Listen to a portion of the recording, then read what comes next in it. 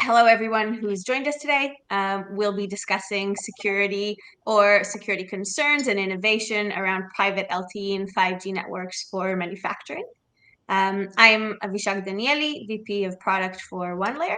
I have about 12 years of experience in cybersecurity, and we are building a security solution we at OneLayer are building a security solution for private LTE and 5G networks.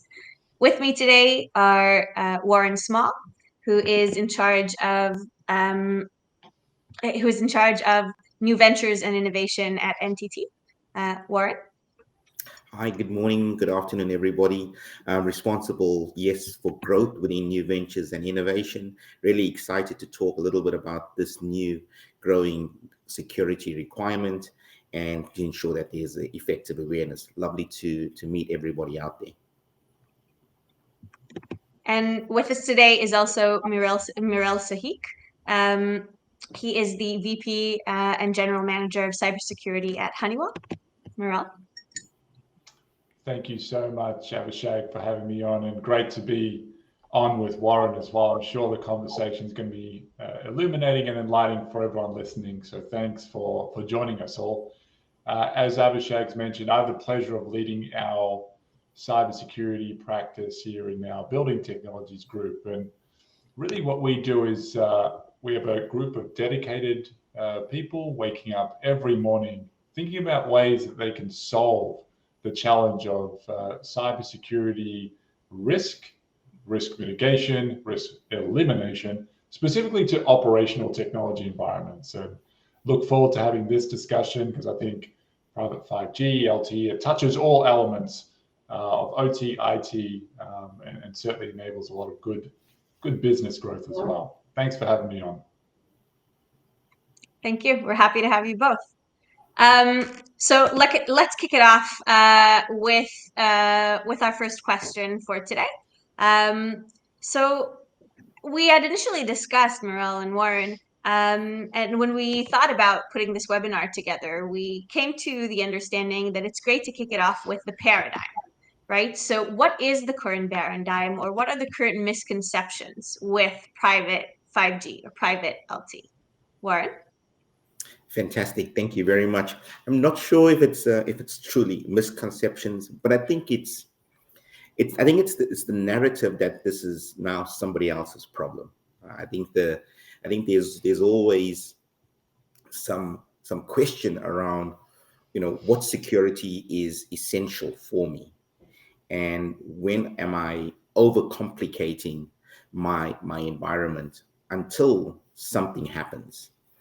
So with private 5G, inherently everyone's talking about some of the value and some of the key attributes of 5G today. And people are talking about the ability to have better speed and better coverage, but they also talk about better security. And I think that's true. I think the network operators, I think the builders of 5G understand that there is this need for better security to ensure that there is that privacy, because there's so many more devices that will have access to this network. But I think it's important to always have a view that there are three different lenses when we are enabling connectedness. I think Morel, introduced what his team do so eloquently, because they are in the business of creating devices that will enable us to receive better services or enable better services in new industries. But to ensure that we are always monitoring the integrity of those devices is essential. So even though the network may be inherently more secure, we got to ensure that there's conscious awareness of those devices and their current state. And then we have to establish sort of the use case that those devices are connecting to, and that environment that those devices are connecting with. So I think there's always multiple views, and I think it's essential for us to understand the use case, but also understand the current state of the environment that we are connecting. Morel, what about you? Yeah, look, fantastic points, Warren. I think just to unwrap some of the private 5G discussion points as well, because I think maybe there's a lot of new people on this call that are new to the concept, and we'll talk about the business drivers leading to private 5G growth in a little bit. But private 5G, whilst it can be more secure out of the box perspective, there still needs to be security elements that go on top. And we'll, of course, be discussing that as well. So I think from a misconception perspective, it's not this silver bullet that everyone's looking for that says, okay, I'm going to implement this technology. Here are my business drivers. And that's a tightly wrapped package. And that's all I need to do. There's a little bit more that goes into it, I think. And that's slowly starting to unravel and come to bear. The more private 5G deployments we see, the more businesses that benefit from this type of technology. I think maybe another one is around regulation. So it's interesting because when we set up these systems, we end up inherently passing a lot more data through these systems. So you have previously disconnected devices now talking. They're talking across different boundaries, IT, OT, and the like. They're sharing a lot of data. So how are we dealing with some of the regulatory and compliance understanding around that data, particularly if there's any PII involved and so on and so forth? This is starting to come up as well in these discussions. So I think for me, this is such a big business driver. And the more we implement these private 5G into our business environments, these things will start to come to bear. And I think we'll just tackle them one at a time. None of these items are insurmountable, that's for sure.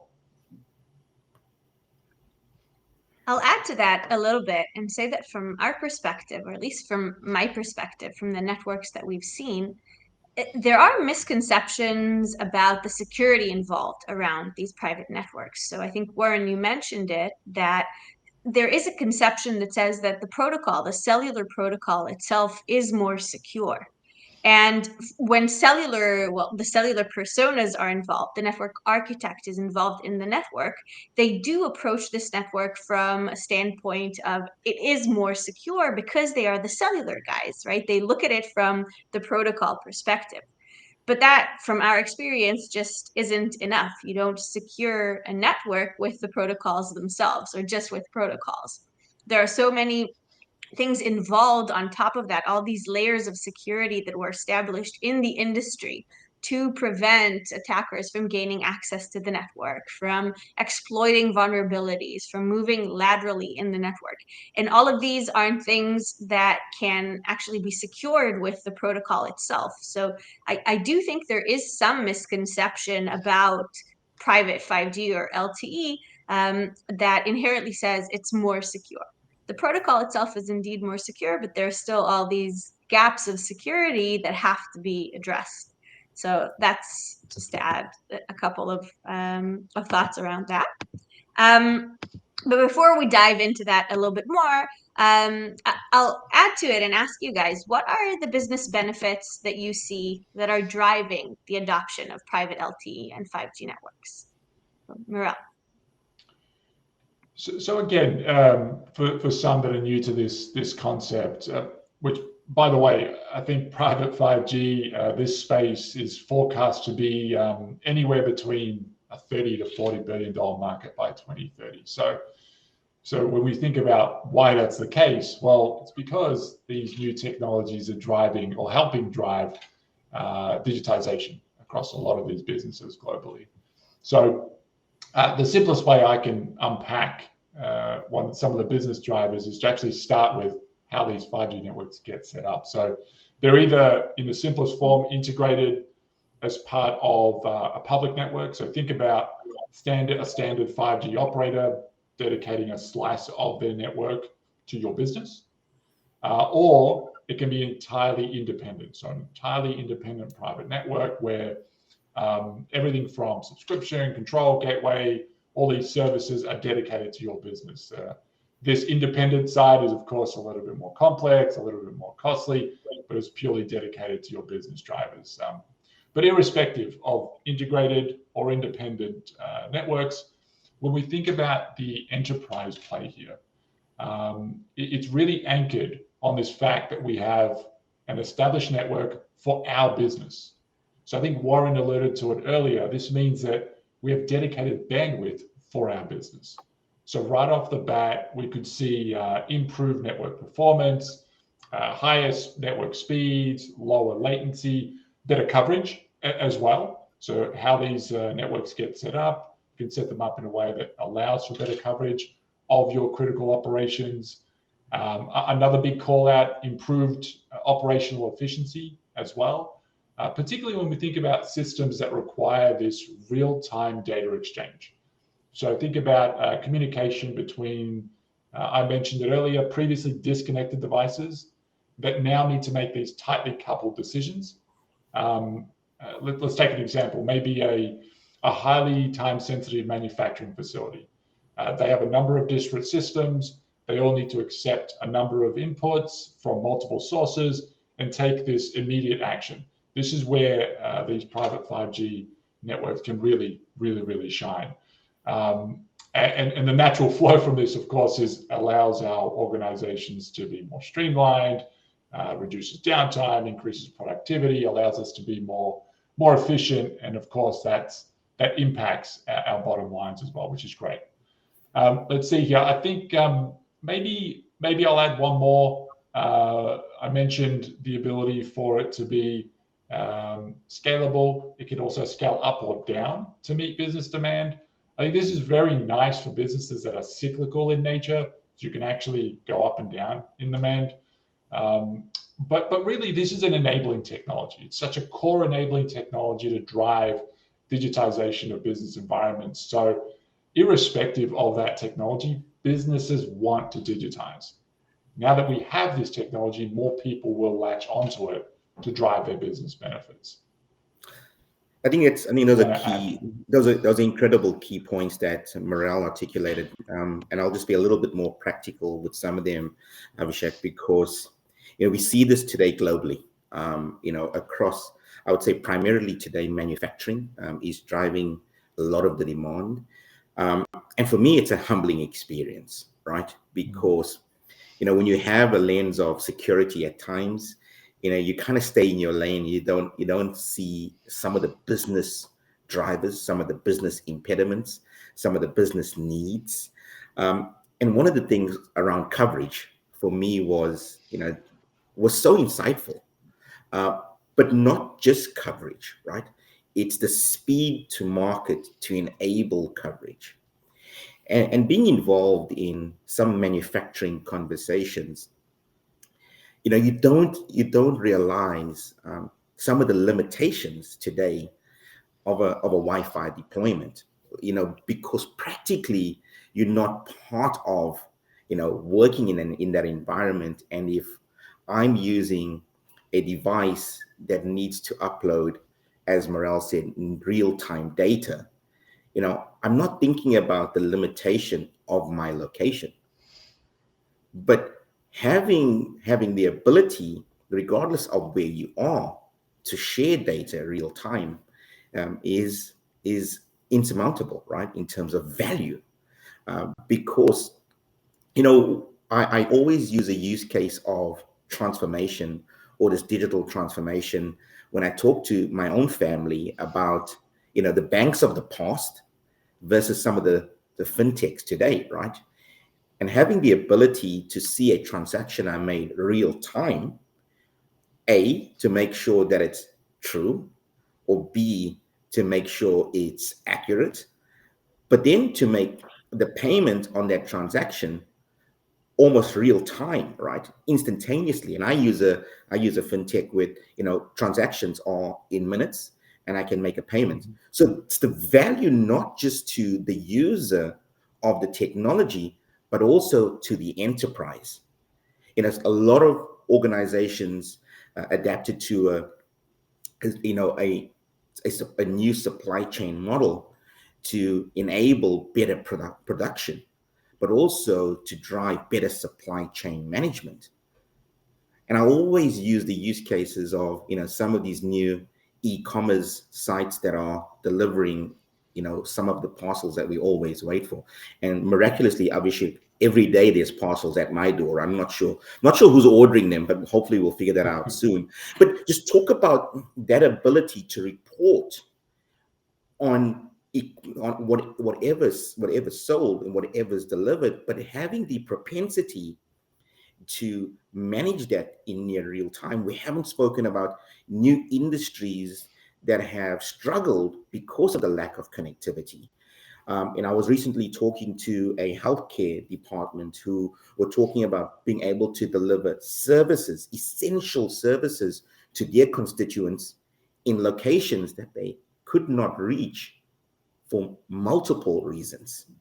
I was talking to a mining organization who talks about the time it takes, to produce some of the goods that we have, and how much of time it takes to go and investigate, evaluate before they can start producing. And one of the limitations is connectivity, because they've got to be reporting. So what 5G is enabling is the opportunities for multiple enterprises to drive some of their business desires and some of their shareholders' objectives, a little bit more real time and a little bit more transparently. Definitely. I have to say this resonates really well with everything that we've seen so far. Even if we take it back to your example of that manufacturer, those parcels that reach your door, beyond the connectivity and the ability to see real time that the package has arrived and connect all those dots back to you, the consumer. So there's also the ability to innovate within the factory itself using these networks, right?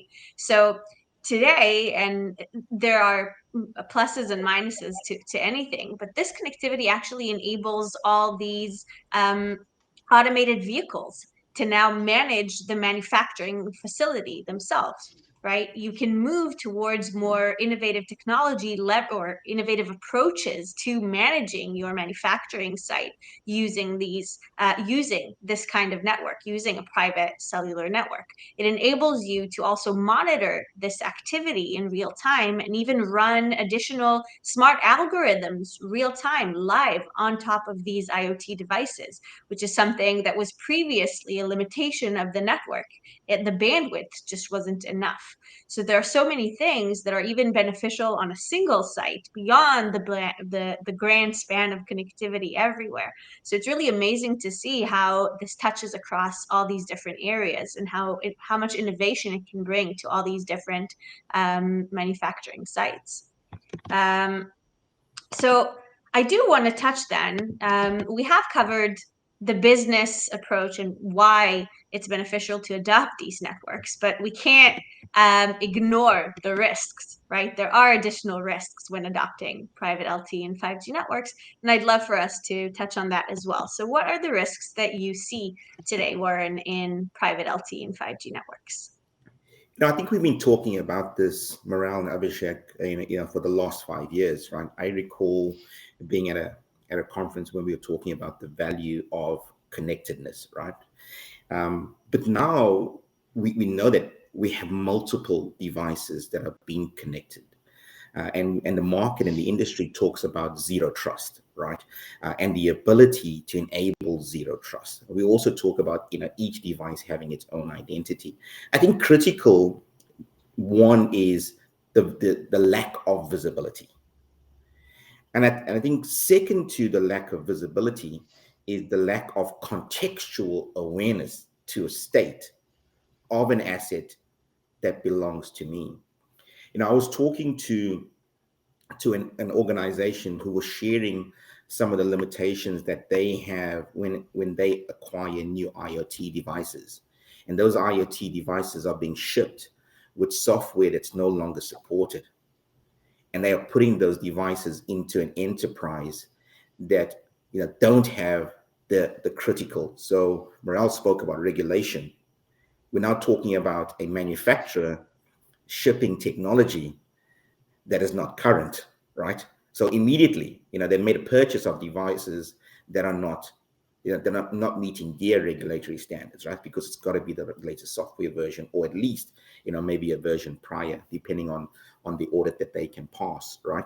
But I think the ability to have that visibility, then the ability to have contextual awareness, and having the propensity to take action because they acknowledge that there may be some kind of vulnerability that may lead to some kind of risk is critical. So we talk about, three key attributes that, sound simple, sound like so, easy to implement, but because of, the world that we live in, and there's no single manufacturer, no single technology, the ability to support those devices is what's critical. And then we haven't spoken about the skill that's in transformation as well, right? So now we lack a skill because, I look around in many rooms, Abhishek, Morale, that I'm always in meetings, and when I was growing up, it was always nice to meet somebody new, right? It was always nice. Maybe that's just me, it was always nice to understand a little bit. But because we work in an industry where we also, or work in industries where we also busy, and we require to be specialists, sometimes we find it hard to interact. And that's one of the biggest challenges that we face today, is that people are not even sharing. Sharing transparently around some of the threats that they are facing in their industry.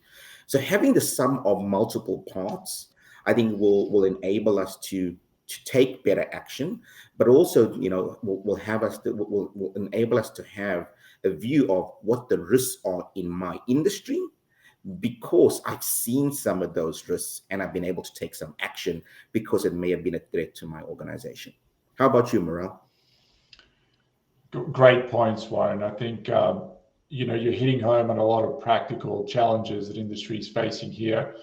I think if I can put it into three buckets, and starting from base principles, I look at one bucket with complexity and cost.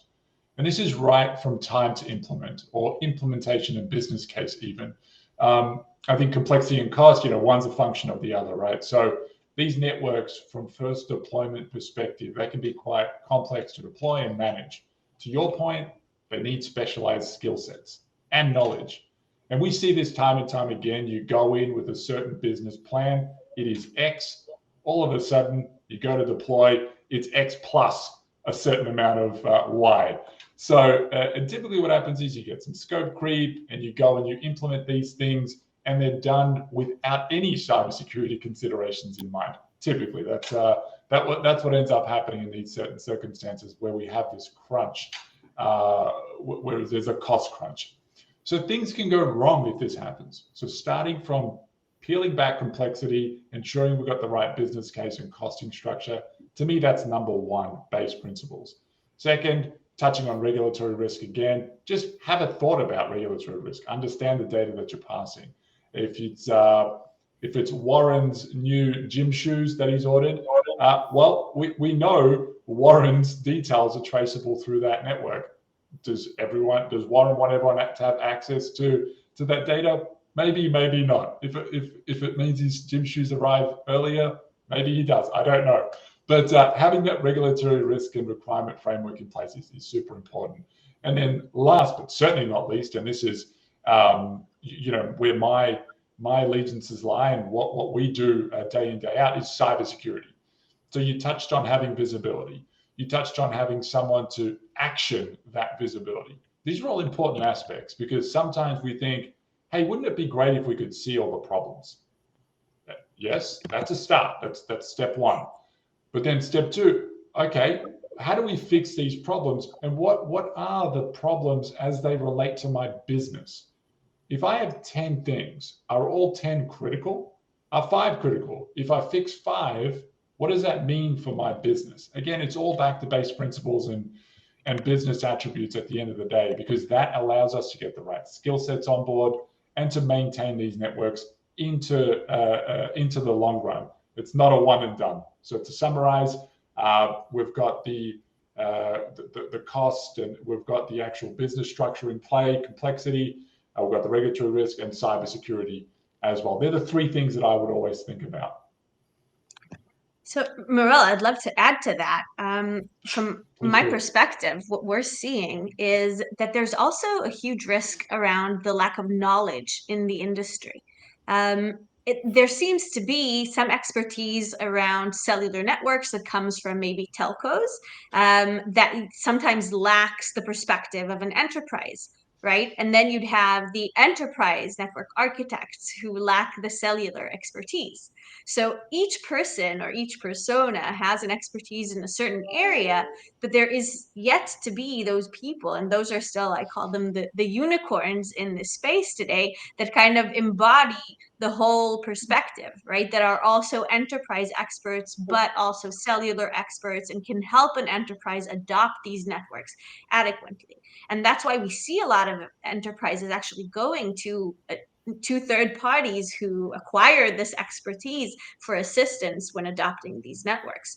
And when you look at that on your third point around cybersecurity, there's an additional gap there. Think about those two, that unicorn already, that person that's the one who has cellular expertise and enterprise network expertise and architecture expertise. And now you also ask them to be cybersecurity experts for such a network. It's another area that lacks that additional perspective, or those people today are really unique to find. And that is part of where this industry has to start looking towards building up those people, building those skills in the enterprise, both from a cellular network perspective, but also from a security perspective. It's taking those teams and creating this group of people where each one brings their own expertise to the table, from cybersecurity, network architecture, the enterprise domain, the cellular domain, to find that best fit for the enterprise. It's hard for an enterprise today to rely on a single team or person to actually leverage these networks to their full potential because of this lack of knowledge that we see. So I think that's one of the major risks that we're experiencing in enterprises today with adopting these networks. It's that lack of And we need knowledge. and we need those lawyers as well, as Morel said, right? We need those lawyers because it's the data, right? And it's we're collecting this data, especially about my gym shoes, and where's this data residing, right? And how long will it live there? So I think you eloquently said it, Abhishek. It's the sum of multiple parts, right? And it's Exactly. having those individuals who want to collaborate. I was talking to a peer yesterday, and it was heartwarming, Abhishek, because he's a telco guy, but understands the risks of security if it's not done. And I think, I talked to one of my closest friends who's a security principal, Morel, and I often blame him for the state of the security industry because he's been in it so long, right? And I say, we're here because of you and all the things you have not done. But I think you said it, Abhishek. It's that unicorn, having a team of individuals that have that experience and are thinking about the entire problem set and the problem statement that they are now enabling by providing this extra connectedness, right? It's valuable, but we got to see it as a sum of multiple parts. And by the So way, gone are the days where it's you're an engineer, figure it out. It's these, to your point, guys, it's the specializations that need to come to bear here to ensure we do this correctly. definitely. And I think that takes us straight towards how do you mitigate and eliminate these risks? What's the plan from your perspective for enterprises? I'll share a little bit about how we're thinking about it, and how we are talking to our clients about it. So for us, it all starts, with a very well-formed, well-documented plan and objectives of the enterprise, the business. So we have what we call interconnected workshops, and they are fundamentally to bring all the stakeholders in to understand sort of the business intent, and some of the challenges lack of infrastructure to enable those business requirements, business objectives. Two, we're taking this approach, which is why I was so heartwarmed to do this with you. It's an ecosystem, right? So who are the players in the ecosystem? So, where does Honeywell play in that ecosystem, and what's Honeywell doing about it? But then lastly is, who's going to be the owner of this infrastructure? Because as Morel said, gone are the days, right, where you're a network engineer. Who owns this infrastructure? There's a narrative today in the industry that clients want outcomes, but they want those outcomes, but they want to tell you what they want you to do in those outcomes. So it's about having the full understanding of what role I may play in the support of this infrastructure, and in making sure that I have that chain of command, making sure that I have the necessary skills not only to respond to a threat or an event or an incident, but I have the right skills to take action, because we're now enabling these use cases. We talk about near real time.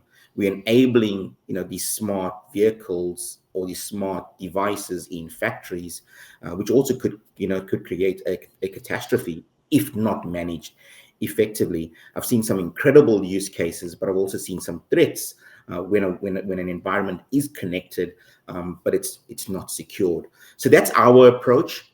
Start with a workshop. Take that ecosystem approach in terms of who are the partners working, and then how do we go and deliver and support this environment. At NTT, we're very proud of planning ahead. We always look 5-10 years out into the future. So some of the investments that we are making in technologies, we also are understanding practically what are the challenges when you implement that technology, and what kind of support infrastructure do we need to build for.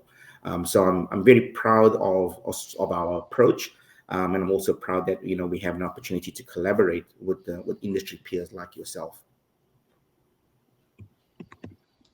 Maybe just to jump in on that, fantastic that we're getting in and doing these workshops. I think that's where it all starts. You don't just jump to implementation, right? So maybe I'll give it in a context of some of the people listening. If you're thinking about deploying some of these networks for your systems yourself, I mean, one of the things we think about a lot is business risk and the risk profile of your business. So they're two different things. There's business risk, which could be attributed all the things you're deploying that adds to your risk. The business profile risk at the end of the day is how much risk you're willing to take on. Right? Two different things. So some businesses are very sensitive to risk and cannot sustain any operational downtime. Many of the systems that deploy these networks are in this category. So any inconsistencies, anything that goes wrong, that's bad. Their operations are critical. We can't have that. So their tolerance for risk is next to zero. But there are some others that have some level of tolerance for risk. To me, as a starting point, number one is to define your actual business risk and your business risk profile. Because then we can marry up the delta and say, okay, this we will not do, this we will do. And it goes back to that business case. It goes back to that cost modeling on how we're going to implement. It goes back to not having business overruns when we deploy these things and presenting good things in terms of an outcome. So I think at a base level, when you're commissioning, when you're operating these networks, for me, have an understand that risk profile, conduct these cybersecurity assessments in these environments to get a sense of feel for your IT, your OT, your private 5G, LTE, all of these systems. This will serve as a foundation, as your bedrock. And then you'll understand where you need to add certain elements. So for an example, if we think about base elements that you want to add, strong encryption, authentication, least privilege access, some would say zero trust, application level device control, all of these things are great to have, but knowing why you're implementing them is even better, because then people will do the right thing and implement them in the right ways. And then we think about monitoring. We've spoken about this somewhat already. Added monitoring that looks at your entire enterprise and says, well, here are my challenges. Here's the data traversing my network. Here are the specifically identifiable devices. This is how they map to other specifically identifiable devices. this is what we think is a challenge or has been a problem. This is what you should maybe do to fix it, prioritize those things, and make sure it's maintained.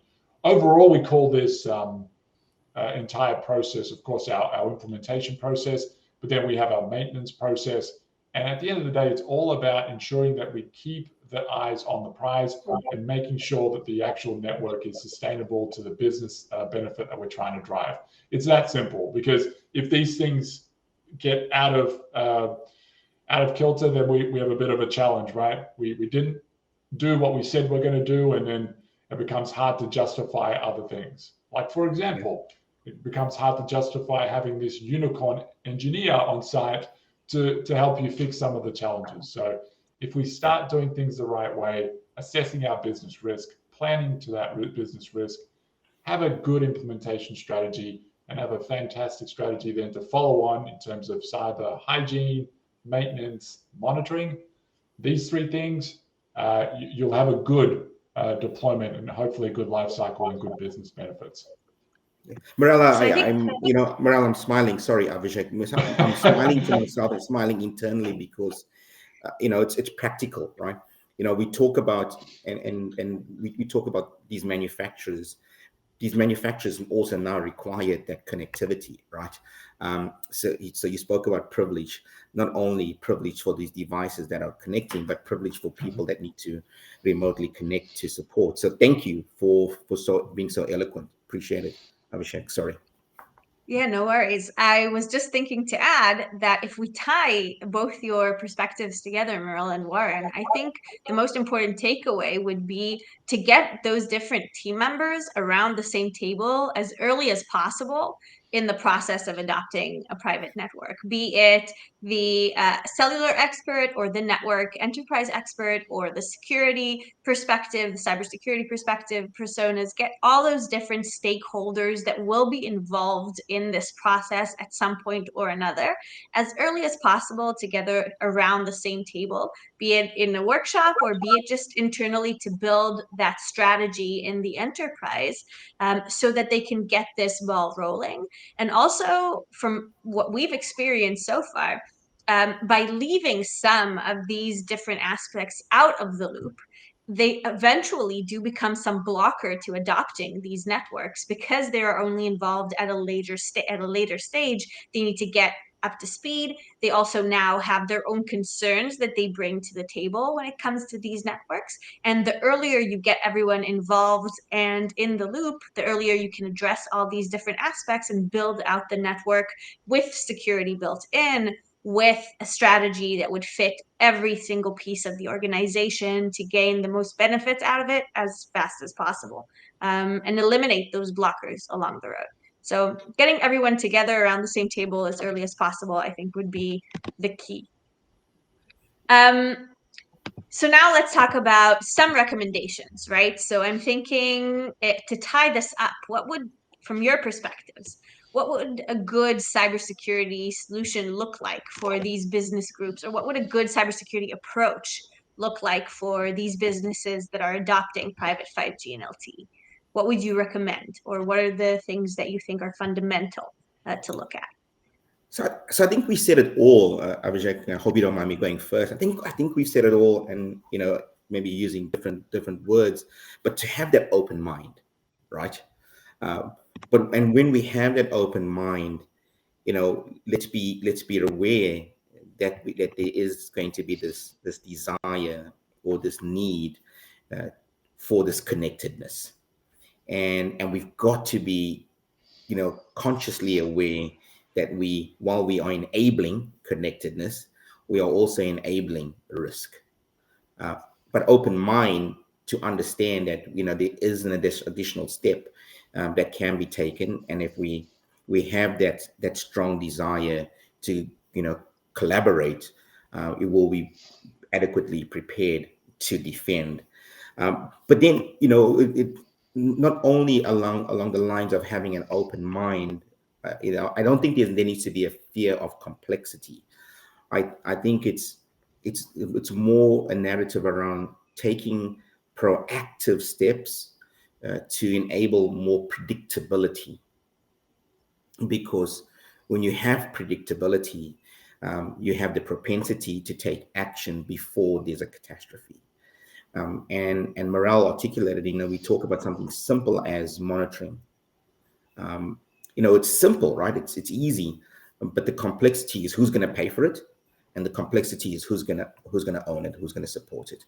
But I think there are ways and means, and one of the reasons why there's this tri-party collaboration on this call is because there is the need to share information and collaborate with industry peers around what could we do to be adding value when you go to market.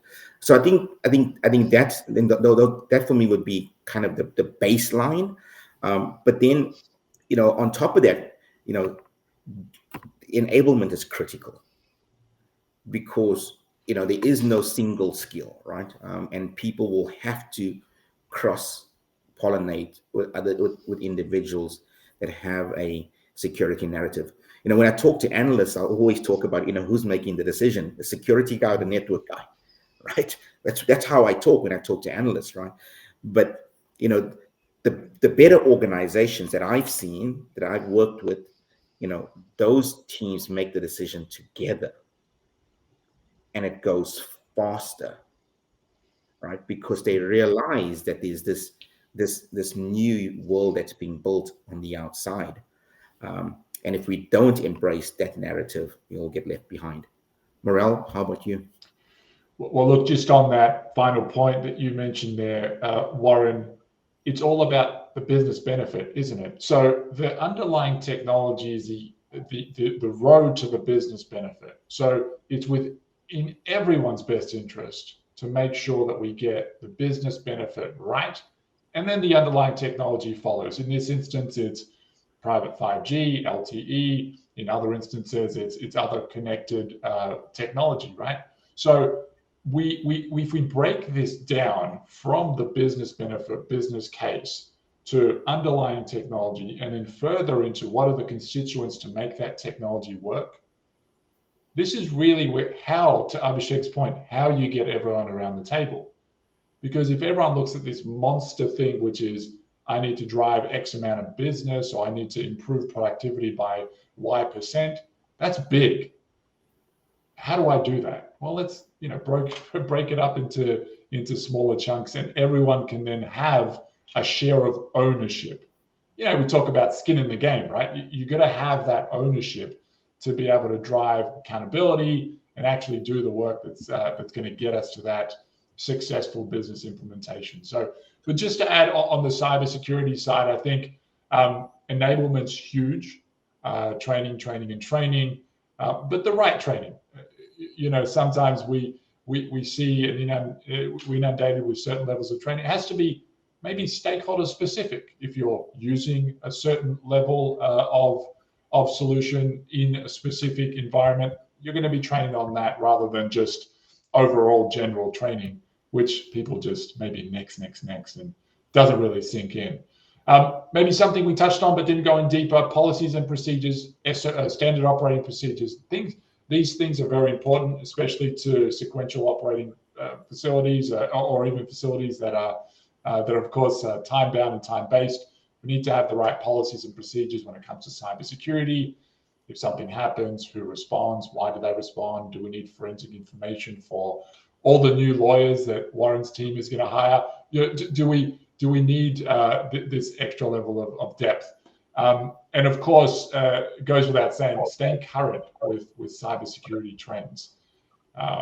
These things change. I don't want to be over dramatic and say by the minute, but it's pretty much by the minute, right? There's new things that emerge either from vulnerabilities in systems that we have, or it's new solutions to mitigate and eliminate and reduce some of the business risk.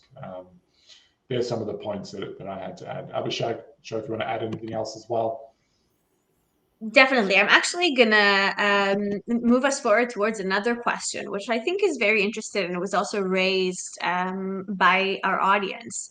And is there a place for a shared security model around private LTE and 5G networks, similar to the shared security model that cloud providers provide, for example? When we look at it from a cloud perspective, then you have the infrastructure itself, which is secured by the cloud provider. But then everything from the application to network layer is actually secured and owned. The security there is owned by the enterprise. Where does this meet private LTE and 5G today for manufacturers? Okay. So I would first say we hope that is known in the cloud environment. We hope. So to the person who asked the question, thank you. Good practice, because there's conscious awareness that there are those different levels, and not because I'm in the cloud, it's someone else's responsibility. I think at times, that's the narrative with networks, right? And often, I've heard some of the experts say, it's more secure, it's taken care of. I guess, I think Morel raised a few key points, and to the person asking the question, key areas like privilege and the ability to then understand the device and the authentication of that device and the accessibility of that device and the profile of that device is where, that togetherness will come, right? So understanding, how do we ensure and maintain risk, and what's the minimum standards we require, what's the minimum we require. I've definitely seen in my experience, there is that collaboration already. There's a lot of network SMEs that are moving a little bit closer to the edge of to the device, because they know that the device that they're now connecting to this network that requires, as we say, that speed, or that becomes that attack vector as well. So that the need to understand, what's the latency, what's the speed that's required for that to enable that to connect, but then also what's the, what happens when that becomes a risk to the organization. So I think that's starting already.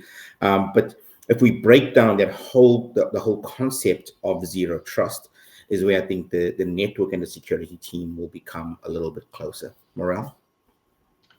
Yeah, look, sometimes these words, policy, regulation, framework, they kind of get bundled into one thing.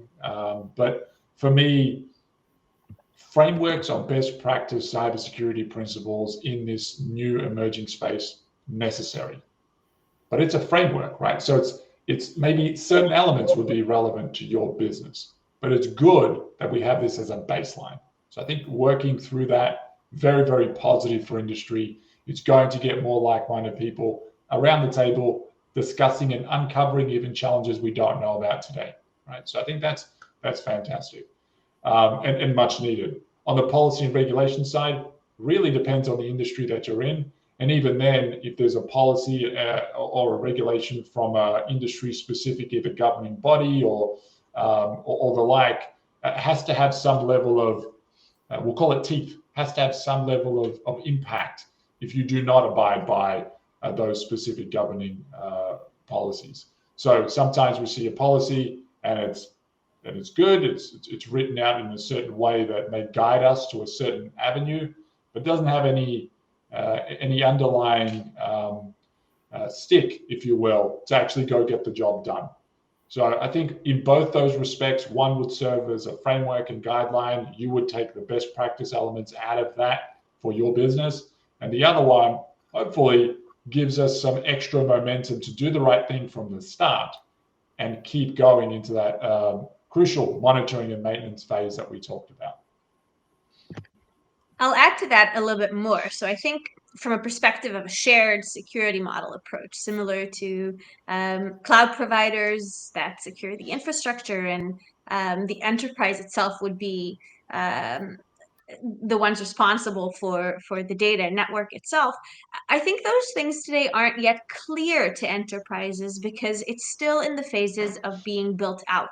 It's still in that phase of creating this model of security for these networks, since these networks are still being adopted. There are mature networks out there today. We've seen them, they exist, but most enterprises are still in the phase of trying out these networks or in the first years of adopting them in an operational environment. So even from the perspective of the provider, then the cellular network provider, for them, it's still a new space to sell to the enterprise, to understand where they fit in if there is a shared security model for these networks, where do they fit in?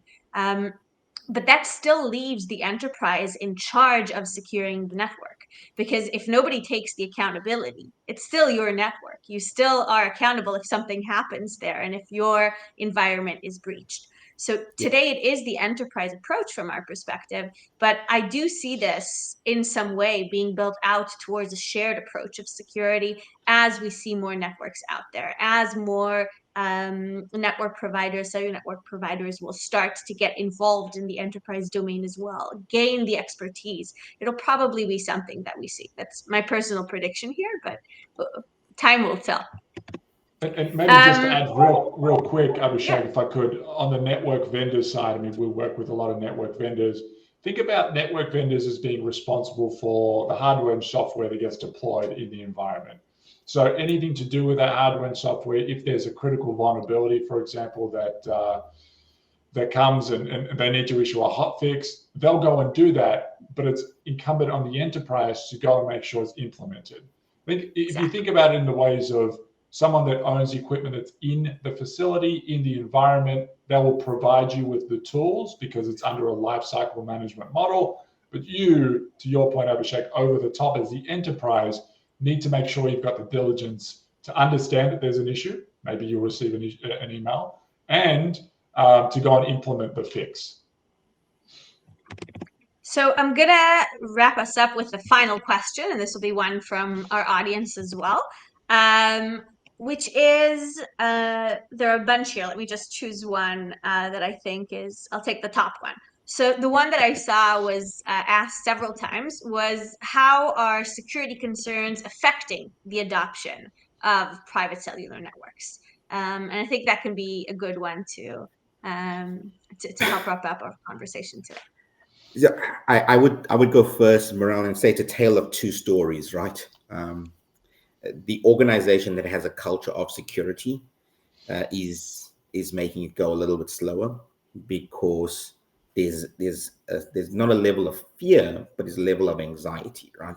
That I'm now introducing a net new, who's going to manage that net new in this environment, and is it a net new that it's going to impact my overall risk, and how am I going to report on it, right? Because organizations have introduced technology into an environment and there's no asset owner for it, and all of a sudden it becomes a risk, right? So I think there's that camp.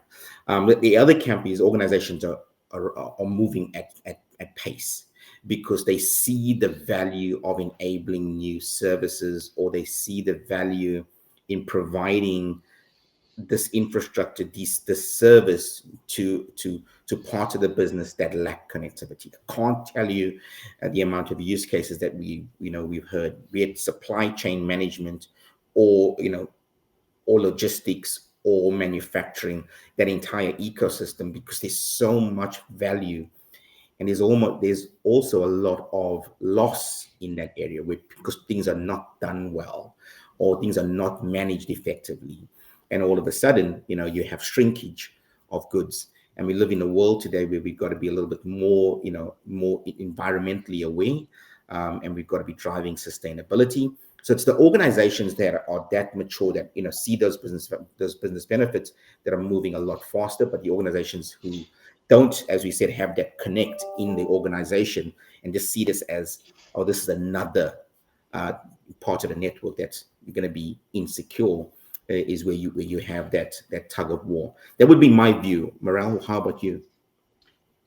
You're spot on. I think it's also how it's pitched to the organization. We talked about misconceptions as the first opening to this discussion here. And maybe some of the misconceptions are that end-to-end, this is bulletproof, cyber secure. So some organizations say, well, that's fantastic, I'll take that, and I won't need to involve certain teams. I'll go and I'm ready to run and I'll go and implement it. To your point, Warren, I've got to make sure that I have less shrinkage, more business productivity, connectivity. This is great. And they don't involve certain teams. So I think it really depends on how it's pitched internally, how it's pitched from certain suppliers and vendors that go and do this work as well. And then who takes notice, especially in large organizations that do have the good due diligence, you involve the right people. But sometimes in certain organizations, maybe those processes and certain ways of operating aren't there. So it's more of the mentality of just get the job done. So I don't think, to answer the question, I don't think it's slowing it down. I think it just really depends on the organization and what the organization wants to get out of this from a business benefit perspective. Even in large organizations, they'll make it work because they do have the rigor to get the right people around the table. Yeah, well said. I'll help wrap us up here with a final perspective on this matter. So we do see security concerns affecting enterprises that are adopting LTE and 5G networks when they move from a lab environment to an operational environment. So a lot of the times, if you don't get all the stakeholders together around that same table initially before trying it out in a lab, then security are involved in that transition phase between a lab environment to an operational one. And suddenly for them, it's a whole new network, whole new technology, whole new domain that they are now accountable for, right? They will be the one who have to pick up the phone if there is an incident. They will be the one who will have to respond to it. And that's the phase where we see that there is this interrupt for the business that does require security to be involved at a much earlier stage, so that this transition between a lab environment testing out the network to an operational network will be much smoother. So getting everybody involved, I think that also takes us back to our initial points there, getting all the stakeholders around the same table in that workshop at an earlier stage is part of the key aspects of making this also a smooth transition into a production environment. So not to we're on time. This is our very last minute for today's webinar, so I'll take the time to thank everybody who joined us today, and also say thank you very much to Mirel and Warren